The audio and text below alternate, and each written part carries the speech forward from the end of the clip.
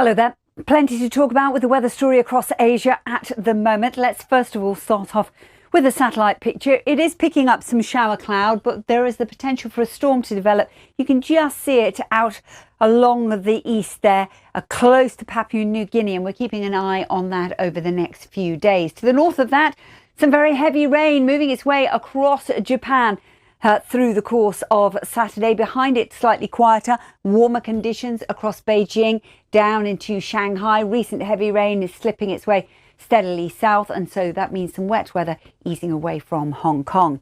Extreme heat for this time of year continues to be a feature across Vietnam, with temperatures way above where they should be through this time of year. And you can see in Hanoi, we're likely to see highs of 38 degrees. The average is 25. That rain sits in Tokyo through the weekend.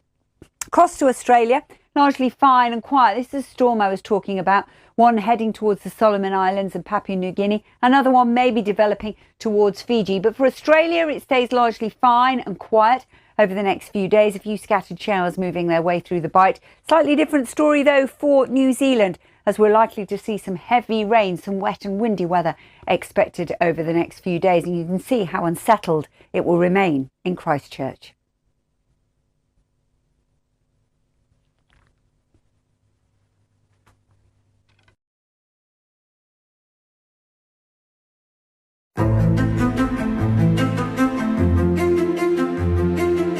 The heart of nature beats strongly throughout Pulia's millennial forests and hidden treasures.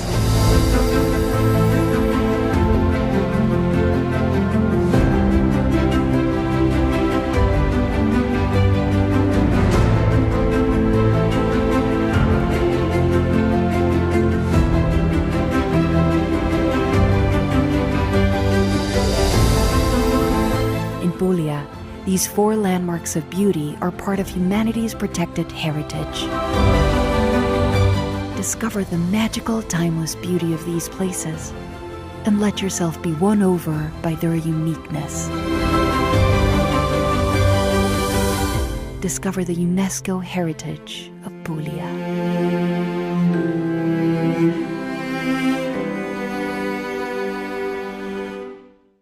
The Gulf has long been isolated from conflict elsewhere in the Middle East, but the region's come under attack from Iranian drones and missiles.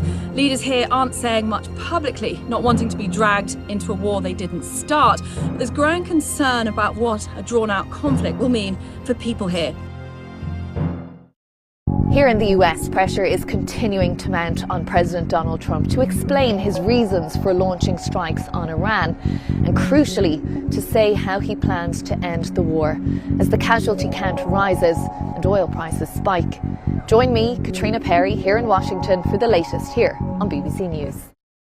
We've reached the quarter-finals of the Champions League as 8 of the best European teams try to reach the final in Budapest at the end of May. We'll have all the latest results, features and interviews right here on BBC News, as well as online on the website and app.